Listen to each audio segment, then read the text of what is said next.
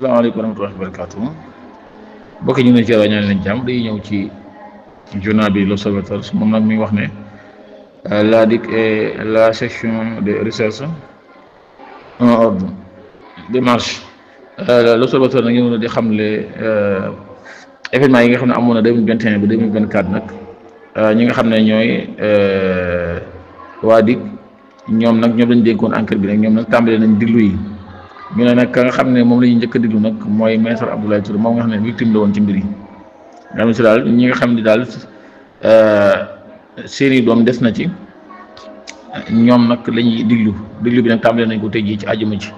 waa l'Observateur ñoo xam loolu ñu nga xam ne si daal si jeunes yi bëree bëri faatu woon nañ ci événement yooyu 2021 ba 2004 ñu ne diglu yi daal dana tàmbale tey te ka ñuy njëkk a diglu mooy maître Abdoulaye Touré. li ñuy dem fële ca diwaanu Mbour parce que l'Observateur mi ñëw di xam ne daal. Koo xamante ni daal doomu borom barke la maanaam doomu borom alal la foofu ca Mbuur nag ñu ne dafa violé koo xamante ne si daal maanaam 14 ans la am mbir mi nag ma nga teelee ca tribunal grande instance bu Mbuur muy doy war foofu ca Mbuur la xewee ñu ne koo xam ne daal doomu borom barke la moom la ñu tuumaal violé ci xale boobu 14 ans.